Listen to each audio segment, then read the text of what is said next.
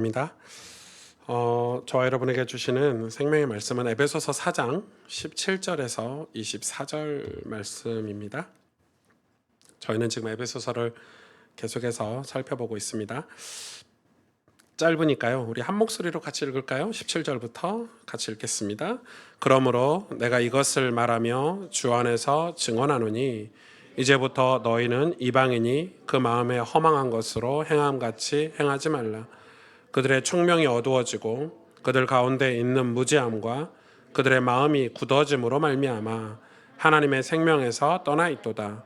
그들이 감각 없는 자가 되어 자신을 방탕에 방임하여 모든 더러운 것을 욕심으로 행하되 오직 너희는 그리스도를 그같이 배우지 아니하였느니라.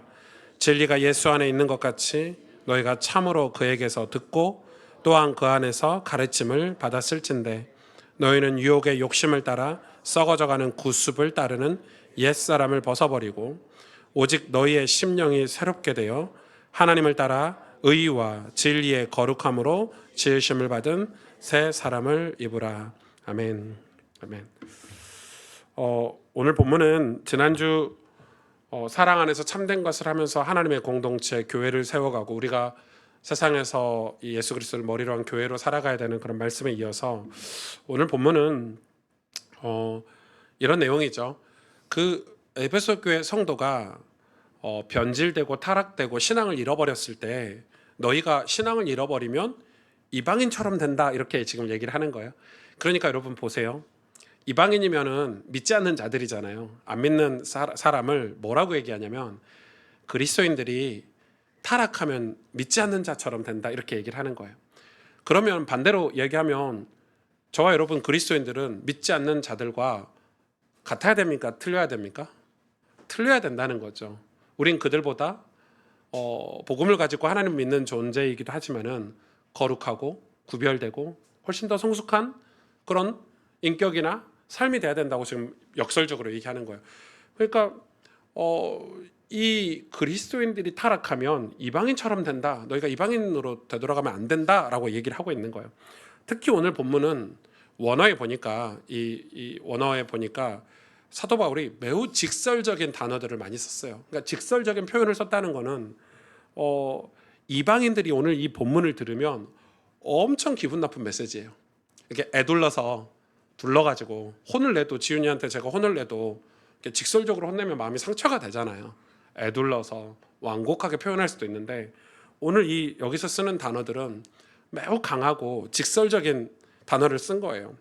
17절에 보니까 이방인들이 들으면 뭐가 기분 나쁘냐면 이방인이 너희가 신앙을 잃어버리면 이렇게 될 수 있다라고 얘기하면서 뭐라고 하죠? 17절에 너희는 이방인이 하반절에 보니까 그 마음에 허망한 것으로 행함같이 행하지 말라 얘기합니다. 그러니까 그리스도인들에게 크리스찬들에게 너희가 뭔가 주의하고 위험하고 절대 하면 안 되는 내용이 뭐라고 얘기하냐면 이방인처럼 그 마음에 허망한 것으로 행하지 말라는 거죠. 그러면 이방인들은 그 마음에 허망한 것으로 뭔가를 행한다는 거죠.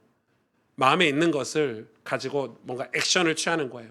원어의 뜻은 이 행함이 단순한 행동이 아니라 애씀이라는 단어의 의미가 훨씬 더 강한 단어예요. 그러니까 애쓰는 거예요.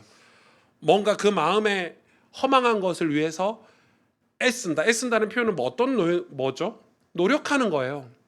노력하고 애쓰고 저걸 얻으려고 인내하고 참고 공부하고 이런 단어예요. 행함이라는 단어가 단순히 행동이 아니에요. 그러니까 여러분 굉장히 중요하죠. 그 마음에 허망한 것으로 애쓰고 있는 거예요. 근데 뭘 애쓴다는 거냐? 믿지 않는 자들이 가진 그 마음에 허망한 것은 무엇일까요? 이 에베소에 살아가는 이 도시의 사람들이 다 아르테미스 신전에서 아르테미스 신을 섬겼어요. 아데미 신을 섬겼단 말이에요. 왜 섬겼죠? 그 마음에 허망한 것을 이루기 위해서 섬긴 거예요. 근데 아르테미스 신전이 여러분 우상을 섬기는 게 나쁜 의도가 있나요? 무신론자들이 나쁜 의도 없어요. 종교를 가지고 우상을 섬기는데 누가 나빠요? 절에 가서 이 불상 앞에서 빌고 뭐 점쟁이를 찾아가는데 나쁜 마음으로 가는 사람 한 명도 없어요. 다 풍요로워지고 싶고, 다 잘 되고 싶고, 성공하고 싶고, 자녀들이 복 받았으면 좋겠고, 다 좋은 마음으로 가서 애쓰는 거예요. 근데 그게 마음에 허망한 것이 문제가 되는 거예요. 그래서 이 에베소의 사람들도 아르테미스 신전에 가서 수도 없이 제사 돈을 바치고 그 모형 아르테미스 신상을 사고 집에다 두고 절하고 이렇게 했겠죠. 그래서 설사 그 중에 소수가 풍요로워지고 잘 살게 됐어요. 그러면 허망한 것은 채워지나요? 안 채워져요. 그래서 그들이 한 게 뭐예요? 사상과 이념을 쫓았어요. 철학을 쫓았어요. 그래서 에베소서 유명한 철학 도시가 됐어요. 그런데 여러분, 철학을 쫓지만 철학에도 한계가 있어요. 철학으로도 허망한 게 채워지지 않아요. 그래서 그들이 그 이면에 보이지 않는 곳에 뭘 섬겼죠? 로마에서 유행하던 주술을 섬긴 거예요. 주술, 주문. 그게 뭐예요? 여러분, 그래서 불신자들은, 믿지 않는 사람들은 이렇게 허망한 것을 뭐라고 표현하죠? 해도 안 되는 이 인생을 운명이라 해요. 안 되는 거예요. 그래서 믿지 않는 자들이, 또 철학자들이 이걸 두고 운명이라 해도 안 된다는 거예요. 그런데 그리스도인들이 그 무신론자들처럼 마음에 허망한 것을 가지고 애쓰는 삶을 똑같이 살면 되냐 안 되냐? 지금 그 이야기를 하고 있는 거예요. 18절에 보면은 그들의 총명이 어두워졌대요. 여기서 총명은 우리가 진짜 총명하다, 현우 진짜 총명하게 생겼다, 이런 총명이 아니에요. 지식이나 오랜 경험에서 오는 어떤 지혜가 아니에요. 여기서 총명은 뭐예요? 이 총명이란 단어는 에베소서에서 영적인 상태를 뜻해요. 영을 얘기하는 거예요. 살아있는 영이 총명하냐 그렇지 않냐를 얘기하는 거예요. 굉장히 중요하죠. 그래서 번역이 조금 더 알기 쉽게 번역을 해줬으면 좋겠어요. 이 총명은 우리가 흔히 생각하는 총명하고 똑똑하고 뭐 이런 거라고 생각하는데 그 총명이 아니죠. 영적인 상태를 뜻하는 거예요. 영이 어두워졌다는 거예요. 총명이 어두워졌다는 것은 영이 어두워졌다는 거예요. 그래서 영적으로 무지하고 뭐라고 기록하고 있습니까? 마음이 굳어졌다고 표현하고 있습니다. 마음이 굳어진 것은 마음이 강팍해졌다는 게 아니라 영이 어두워지고 하나님의 형상을 잃어버린 인간이 뭘 해야 될지를 모르는 상태가 돼버린 거예요. 그래서 마음에 허망한 것으로 살게 되는 거예요. 목적을 잃어버렸다는 뜻이에요. 마음이 굳어졌다는 뜻은. 하나님을 바라보고 예배하고 천국을 향해서 사모하고 살던 인간이 총명을 잃어버리고 나서 뭘 해야 될지 모르니까 마음이 굳어졌다 이렇게 표현하고 있어요. 그러면서 뭐라고 결정적으로 얘기합니까? 18절 하반절에 하나님의 생명에서 떠나 있도다. 하나님의 생명에서 떠나 있도다. 19절에 그러고 나서는 하나님 생명에서 떠나 있는 인간이 어떻게 됐죠? 19절에 그들이 감각 없는 자가 돼요. 감각을 잃어버렸어요. 영적인 감각을 잃어버렸어요. 뭘 해야 될지 몰라요. 그래서 자신을 방탕에 방임하도록 모든 더러운 것을 욕심으로 또 나오죠. 애쓰게 되는 거예요. 왜 모든 더러운 것이라고 표현했을까요?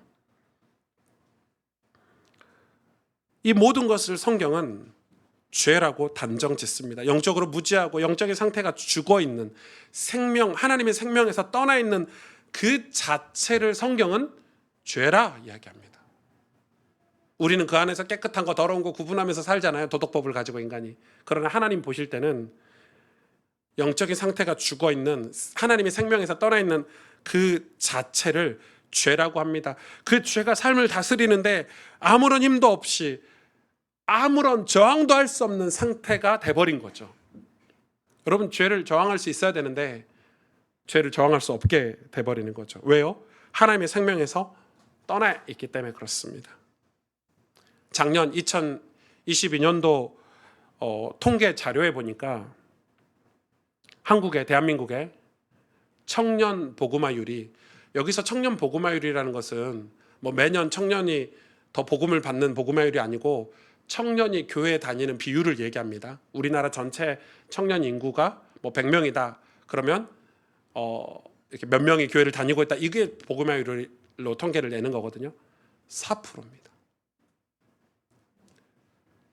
충격이죠. 그러면 청년 100명 중에 우리나라 대한민국 청년 100명 중에 4명이 교회를 다니고 있는 거죠. 청소년은 3%입니다. 청소년 100명 중에 3명. 그러면 미래가 어떻게 될지 뻔하죠. 근데 여러분 생각해 보십시오. 교회 다니는 청년이 4%인데 4%가 다 멀쩡한가요? 다 신실한 그리스도인인가요? 예전에는 청년들이 뜨거워서 교회 주축으로 사역하던 때가 있었어요. 이제는 그런 시대가 아닙니다. 현실적으로. 제가 솔직하게 말씀을 드리면 청년들이 일하는 거에 지치고 미래를 준비하는 거에 바쁘고 그래서 신앙생활을 제대로 하지 못하는 경우가 늘고 여러분 신앙생활 교회에서 멀어지고 그러다 보니까 영적으로는 여러분 몸이 가까이 있어야 좀 친해지기라도 하고 뭐 기회라도 주어질 텐데 몸이 멀어져 있으니까 하나님과 보이지 않는 하나님과 더 멀어지는 거죠. 그래서 오히려 세상에서 위로를 얻으려고 합니다. 청년들이. 크리스천 청년들도 세상에서 위로를 얻으려고 하죠. 청년들이 교회에서 제자훈련을 받고 세상에 영적인 준비를 하고 세상에 나가서 싸우는 게 아니라 오히려 반대가 많습니다. 세상에서 준비돼서 교회로 오는 경우가 많습니다. 이제 세상에서 성공해서 이제 나이가 들고 취미생활이라도 가져봐야 되겠다. 종교생활이라도 해봐야 되겠다 해서 반대로 유입되는 경우가 무려 20%가 넘는다고 합니다.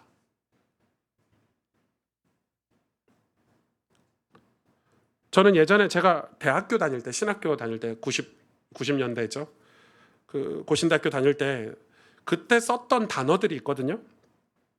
그때 썼던 단어들을 지금 제가 설교나 제 사역이나 교회에서 저뿐만 아닐 거예요. 이런 단어들을 지금은 사용할 수 없게 됐어요. 뭐 순결, 뭐 온전함, 주일 성수, 제자훈련 이런 단어들을 지금 목회하면서 쓸 수가 없어. 혼전 순결 이런 거 쓸 수 있습니까?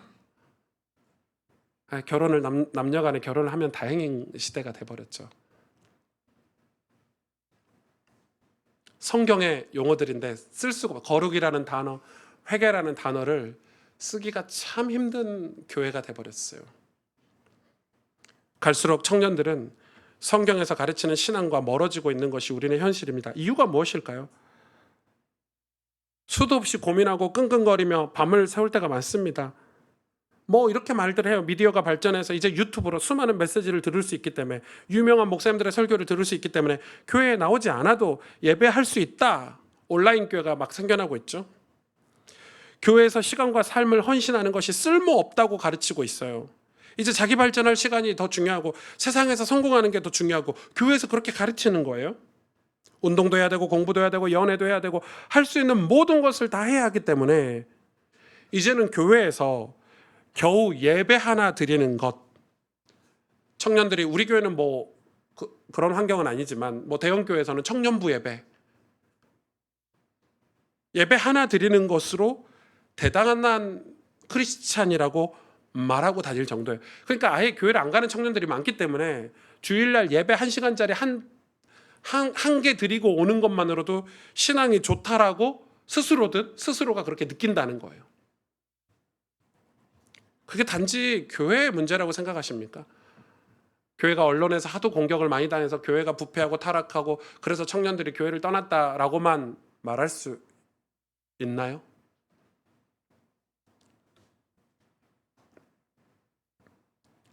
솔직히 말하면 저희 교회는 이 장로님들도 다 젊으십니다. 권사님들도 다 젊으시고 다 청년이죠. 뭐 30, 40대 저는 한 50대까지 다 청년이라고 생각합니다. 청년이죠. 100세 시대인데. 저도 청년이라고 생각을 합니다. 제가 왜 이 말씀을 드립니까?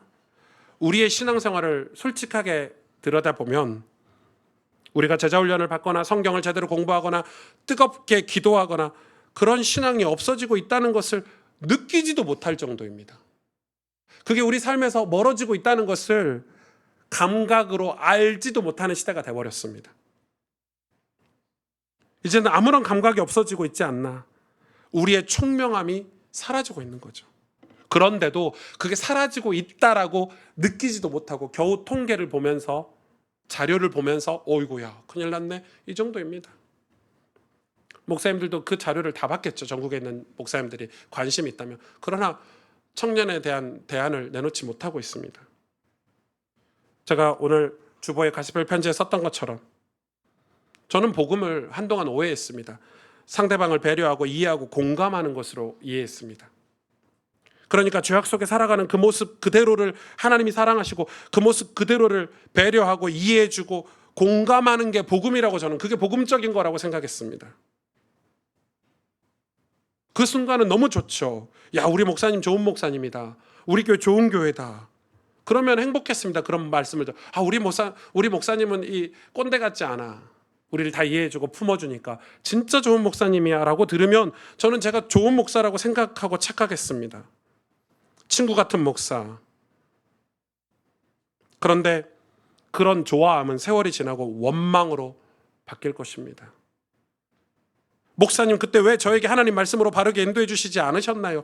목사님의 개인적인 의견 말고 하나님 말씀 성경에서 하나님이 말씀하시는 거를 알려주셨어야죠.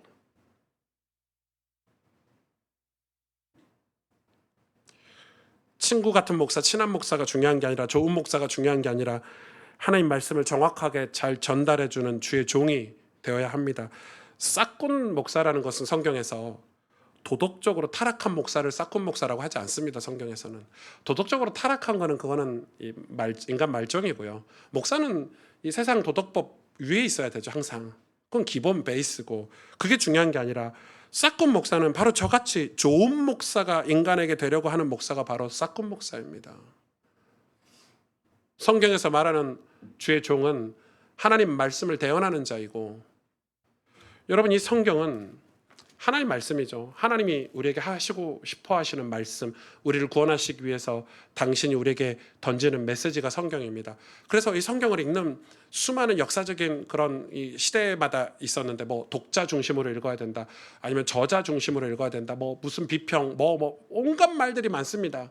근데 생각해 보십시오. 이 성경이 하나님이 우리에게 하시고자 하시는 의도와 뜻이 담겨 있는 성경인데 독자 중심으로 읽으면 되겠습니까? 인간이 마음대로 읽고 자기 중심으로 해석하고 이 시대에 맞춰서 해석하고 그러면 여러분 이 엉망진창이 되는 거예요. 성경이. 하나님은 이 성경을 통해서 우리에게 주시고자 하시는 분명한 메시지가 있고 복음이 있고 그리스도가 있고 그래서 저자 중심으로 성경은 반드시 읽어야 됩니다. 그게 우리가 성경을 읽는 첫 번째 방법입니다. 이 말씀의 하나님 뜻이 무엇인가, 우리를 향하신 하나님의 당신의 의도가 무엇인가가 우리가 성경을 읽어야 되는 자세인데 많은 목사들이 성도들에게, 젊은이들에게, 청년들에게 좋은 목사가 되려고 합니다. 그게 싹군 목사죠. 성경에서 말하는. 그런 저와 여러분에게 뭐라고 얘기합니까? 20절에 오직 너희는 그리스도를 그같이 배우지 아니하였느니라. 그같이가 뭡니까? 허망한 것으로 행함같이 배우지 아니하느니라. 이 그같이는 위에 문장을 다 이렇게 이야기하는 거죠. 다 위에 문장을 통틀어서 그같이라고 지금 표현해 놓는 거 아닙니까? 문법적으로. 그러니까 허망한 것으로 행함같이 행하지 말라. 그같이 그리스도를 배우지 아니하였느니라. 이 말은 우리 보고 말하고 있습니다. 성경은 우리에게 그리스도에게 배우라고 기록한 책이 성경인데 성경은 그리스도를 보내시기 위한 모든 과정을 다 담고 있는 책입니다.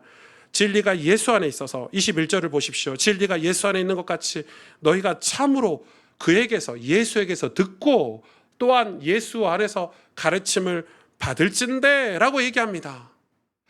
예수님에게 듣고 예수님의 가르침을 받아야 어떻게 된다고요? 허망한 것에서 벗어날 수 있다는 거예요. 허망한 것을 행하는 저 이방인의 삶에게서 벗어날 수 있다 이야기입니다. 그런데 요즘은 세상은 뭐라고 얘기합니까? 왜 예수님에게 꼭 배워야 합니까? 할 말이 없게 만들죠. 대화가 더 이상 안 돼요. 왜 예수님에게 들어야 됩니까? 왜 예수님을 믿어야 됩니까? 제가 알아서 믿을게요. 제가 알아서 신앙생활 할게요. 그것이 지금 세상이 내고 있는 아름답고 달콤하고 강력한 목소리죠. 22절 보십시오.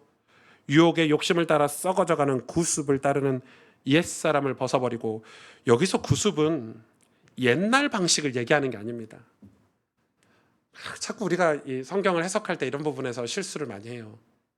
우리의 과거 옛날 방식, 그러니까 뭐 우리 장로님 권사님들이 살았던 신앙을 구습이고 요즘 신앙생활하는 것은 신식이고, 이런 표현이 아니에요. 이 구습은 예수님 믿기 전에 이방인으로 살았던 세상 방식을 말하는 거죠. 구습은. 그리고 옛사람은 무엇입니까? 옛날 사람을 얘기하는 게 아니에요. 내가 예수님 믿기 전에 세상 죄인이었을 때를 말하는 거. 옛사람은 옛날 사람이 아니라 우리는 어른들에게 배워야 돼요. 오히려 우리 장로님 권사님들 시대의 신앙을 우리는 배워야 돼요. 가르쳐야 돼요, 청년들에게. 그런데 지금 무슨 이 말씀을 다 이상하게 해석을 많이 하죠, 교회들이. 무슨 말입니까? 그리스도에게 배우고 그 안에서 가르침을 받아서 유혹의 욕심을 따라가는 구습을 따르고 옛사람을 벗어버리고, 구습을 따른 옛사람을 벗어버리고, 뭐라고 얘기합니까? 23절에 오직 너희의 심령이 새롭게 되어 라고 얘기합니다. 이유는 심령이 새롭게 되나, 우리 영혼이 새롭게 돼요. 새롭게 된다는 것은 무슨 뜻입니까? 24절에 하나님을 따라 의와 진리의 거룩함으로 지으심을 받은 새 사람을 입으라. 여기서 의와 거룩함은 하나님의 성품을 얘기하는 거예요. 하나님이 우리에게 당신을 가르쳐 주셨을 때 나는 이런 존재야 라고 가르쳐 주셨는데, 그게 의와 거룩함이거든요. 의는 뭐죠? 의는 쉽게 말하면 죄가 없는 상태를 얘기해요. 그래서 저와 여러분이 예수님을 믿고 죄 문제가 해결이 되면 하나님이 저와 여러분에게 의인이라 칭함을 주시잖아요. 죄가 없다는 게 의고, 거룩함은 뭐예요? 죄가 없기 때문에 죄하고 함께 있을 수 없어서 구별됐다라는 뜻이 거룩함이에요. 그러니까 거룩은 깨끗하다는 뜻이 아니라 구별됐다라는 뜻이에요. 그래서 이 의와 거룩함은 하나님의 성품이에요. 그래서 하나님의 성품으로, 이 의와 거룩함으로 새 사람이 되라는 거예요. 새 사람을 입으라고 돼 있죠. 왜 입으라고 했어요? 우리가 새 사람이 될 수 없으니까 의와 거룩함을 옷 입으라는 거예요. 근데 의와 거룩함이 누구입니까? 예수 그리스도잖아요. 그 안에서 배우고 그를 이해하고 그의 말씀을 듣고 예수 그리스도가 의와 거룩함인데 그분을 입으라고 하는 거예요. 어떻게 입을 수 있죠? 아니, 예수님은 어떻게 입을 수 있어요? 의와 거룩을 우리 삶에 어떻게 입을 수 있어요? 배워야 합니다. 가르침을 받으라고 합니다. 배워야 되죠. 가르침을 받아야 돼요. 저는 제가 10주년 저희 교회 미래를 앞두고 기도하고 있는 몇 가지 내용들이 있습니다. 그 중에 하나가 저는 온전한 주의를 기도하고 있습니다. 개척 초기에는 저희 성도들이 몇 명 되지 않을 때는 예배를 회복하려고 예배 중심으로 목회를 계속 지금까지 해왔습니다. 이제는 여러분들이 예배가 회복이 되고 우리 교회가 어느 정도 성장을 하고, 저는 소망하고 있습니다. 토요일이면 우리 청년들이 교회 성경 공부하러 오기도 하고, 우리 교육자들과 같이 우리 청소년들이 지역에서 혹은 교회에서 성경 공부하고 기도 모임을 하고, 학교를 위해서 기도하고, 공부하는데 기도하고, 주일이면 우리가 온전히 예배를 드리고, 또 오후에는 성경 공부할 시간을 만들어서 제자훈련도 하고, 이게 맞잖아요. 그런데 이렇게 얘기합니다. 요즘같이 각박한 세상에 주말에 좀 쉬기도 하고 여행도 가고 가족끼리 외식도 해야 되고, 틀린 말 아닙니다. 필요합니다. 저도 그게 필요하다고 생각합니다. 그런데 그 일을 위해서 우리의 예배가 갈수록 작아지고, 우리가 그리스도에게 배우는 것이 갈수록 좁아지고 불편해지고, 그러다가 없어지게 된 것입니다. 다 사라지게 생겼습니다. 점차 성경을 읽지도 않고, 게임이다, 드라마다, 스포츠다, 온갖 여가생활, 문화생활, 레저생활 다 하지만 정작 우리 삶의 영적인 일이 사라지고 있지 않습니까? 우리 영적인 일이 사라지고 있는데 그게 당연하다고 생각합니다. 왜? 무감각하기 때문에, 총명이 사라졌기 때문에. 아무 일도 일어나지 않고 그것이 당연하다고 생각할 정도가 돼버렸습니다. 교회 안 가도 괜찮네, 예배 안 드려도 괜찮고, 일꾼으로 살지 않아도 괜찮네. 괜찮기는요, 내세가 사라지는데, 지옥에 가는데.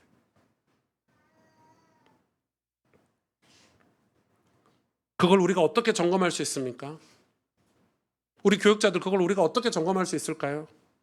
우리가 더 이상 영혼을 구원하려고 전도하지 않는 것, 더 이상 우리가 복음을 전파하지 않는 것, 우리가 지금 그런 상태가 돼버린 것입니다.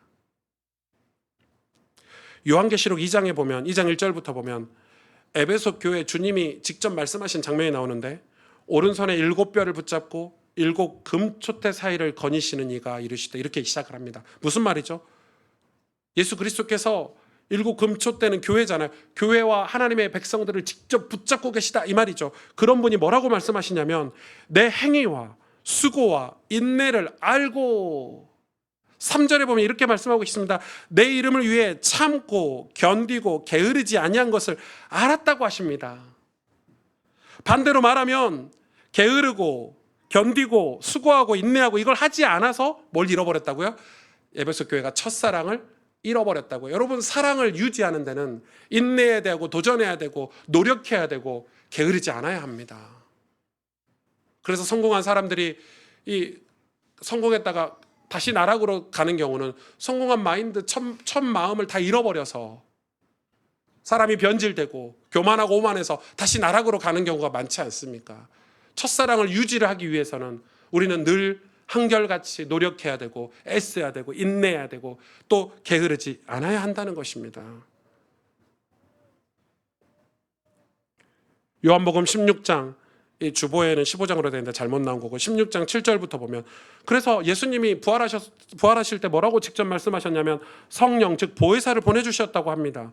보혜사 우리를 보호하시고 은혜 주시고 가르치시는 분이 8절부터 요한복음 16장 8절부터 이렇게 기록합니다. 죄에 대해서 의에 대해서 심판에 대해서 세상을 책망할 것이라고 하셨는데 죄는 무엇입니까? 죄는 믿지 않는 것이고 의는 하나님을 보지 못하는 것이고 심판은 세상 임금 즉 마귀에 대한 심판이라고 기록을 해놓고 있습니다.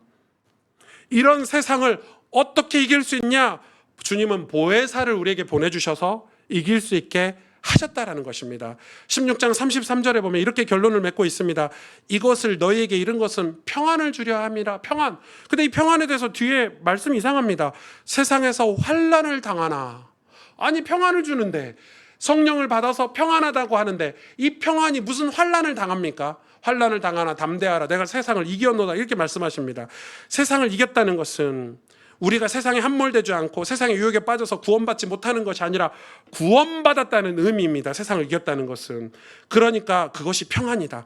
구원받는 게 평안이다. 아무 일도 안 일어나는 게 평안이라고 우리는 착각하고 있지만 환난을 당하더라도 주님을 붙잡고 죄와 싸우고 하나님을 알고 심판을 알아서 구원받는 게 평안이다. 지금 그렇게 말하고 있는 겁니다. 여러분 평안은 아무 일도 일어나지 않는 게 아닙니다. 싸워서 마귀와 싸워서 영적으로 싸워서 구원받는 게 평안입니다. 왜? 영원하니까 내세는. 조나단 에드워드 목사님은 지옥에 대해서 이렇게 설명했습니다. 구더기도 영원히 타지 않고 살아있는 곳. 구더기도.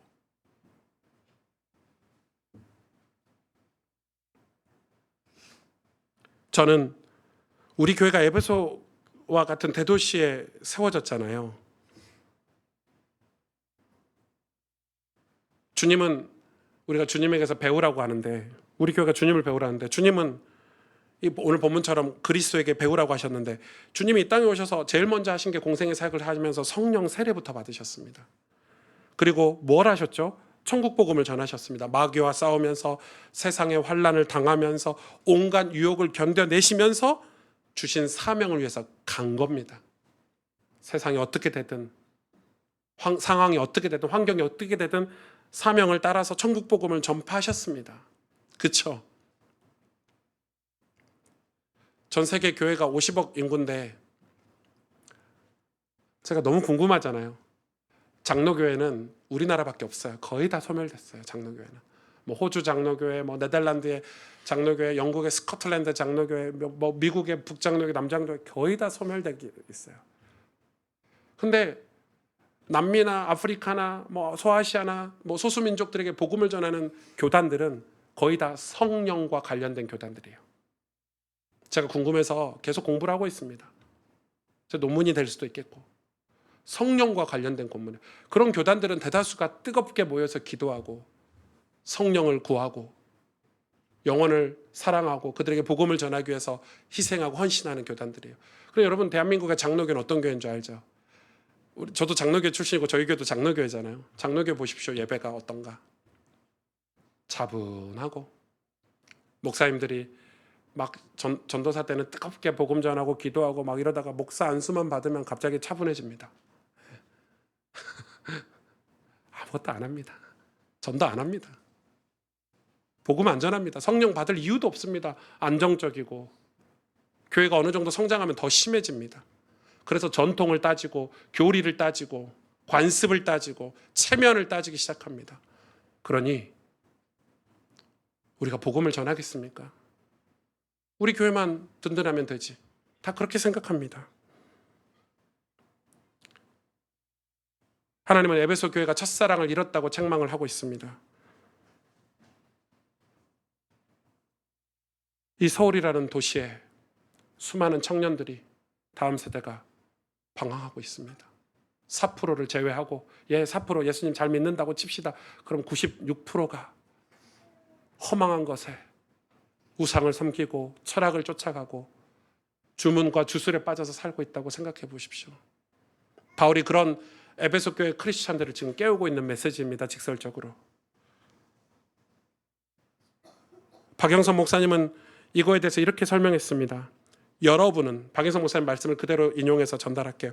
여러분은 원망하거나 포기함으로써 자신이 걷는 길이 가지는 기적과 위대함을 스스로 포기하지 마십시오. 스스로 외면하지 마십시오.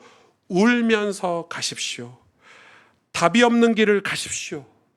그것이 예수님을 믿는다는 뜻입니다. 예수님은 죽음으로 끝났고 그것을 부활로 뒤집어 승리와 영광을 얻으셨습니다. 처음에 저는 이 설교를 들을 때 뭘 신앙생활을 자꾸 울면서 가라고 그러냐. 뭔 말인지 못 알아먹었습니다. 그런데 이제는 완전히 이해하고 있습니다. 우리는 울면서도 가야 합니다. 답이 없는 길로 가야 합니다. 여러분, 우리 인생이 이 세상에서 답이 있습니까? 우리 아이들 키울 때 부모님들이, 젊은 부모님들이 계시죠? 저 한빈이, 윤빈이 지금 보면은 이 아이가 커서 어떤 존재가 될지 답이 있습니까? 어릴 때 똑똑하면 커서 성공합니까? 어릴 때 말 잘 들으면 커서도 말 잘 됐습니까? 모릅니다. 미래는 아무도 모릅니다. 그런데 신앙을 안 가르쳐요. 그런데 하나님에 대해서 안 가르친다니까요. 자녀들에게. 왜? 당장은 내 손 안에 있으니까. 내 마음대로 될 것 같으니까. 울면서 기도하면서 신앙 가르쳐야 되지 않겠습니까? 우리 교회가 이것도 하고 저것도 하고 그럼 좋은데 아직 그럴 형편이 못 됩니다. 이제 겨우 100명이 모이는 아주 작은 교회입니다. 그런데 우리의 꿈이 대형 교회처럼 많은 사역을 하기에 그래서 한계가 많습니다. 그렇다고 가만히 있으면 되나요? 우리가 할 수 있는 것 울면서 이 말은 무슨 표현입니까? 성도들을 가르치고 주의 복음을 전하고 우리 어른들은 울면서 가정마다 예배하고 가정마다 믿음 생활하고 그렇게 하라는 것입니다. 유혹도 있고 핍박도 있는데 예수님도 울면서 십자가의 길을 갔습니다. 우리를 구원하시기 위해서.